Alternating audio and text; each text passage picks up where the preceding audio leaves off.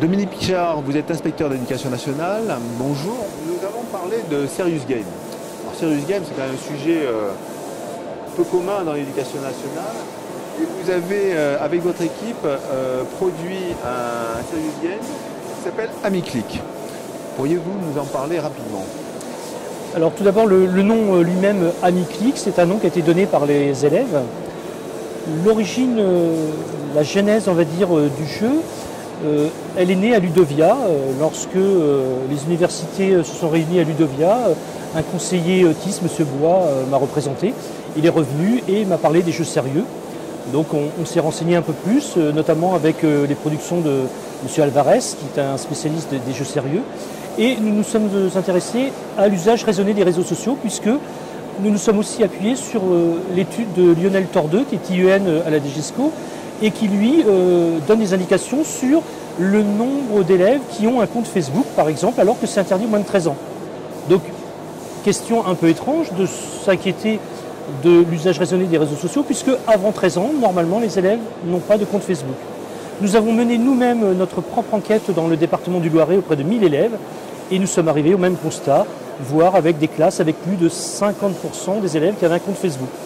Donc nous avons voulu être pédagogues avant tout, et donc a germé l'idée de la création d'un jeu sérieux pour entraîner les enfants à un usage raisonné des réseaux sociaux. Donc j'ai bien dit enfants et non pas élèves, parce qu'en fait, le jeu sérieux que nous avons créé est à destination à la fois des classes, enseignants et élèves, mais aussi ouvert aux familles. Donc vous avez choisi quand même un âge relativement restreint, et j'imagine, bon après je parlerai avec vos collègues sur le graphisme, mais visiblement c'est un projet qui a occupé beaucoup de monde autour de vous.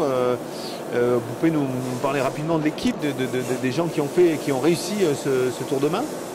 Alors, chose très très importante, effectivement, j'ai voulu conjuguer à la fois l'expertise des conseillers TIS, maintenant conseillers au numérique, et il se trouve que dans l'équipe des conseillers pédagogiques, donc on les verra tout à l'heure, M. Châtelain a des spécificités en infographie et M. Bois en programmation, et surtout on a associé cette expertise avec l'expertise pédagogique de conseillers.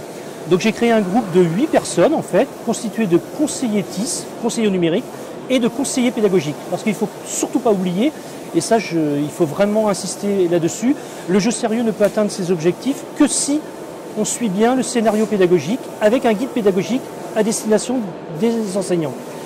Chose très importante, ce projet a été présenté au directeur académique du Loiret, M. Denis Toupry, qui évidemment, sans son aide et sans son impulsion, ne m'aurait pas donné les moyens de constituer ce groupe, puisque réunir les personnes, c'est aussi des moyens de déplacement, des frais, etc. Mais donc en tout cas, pour ce jeu, nous sommes partis d'une feuille blanche.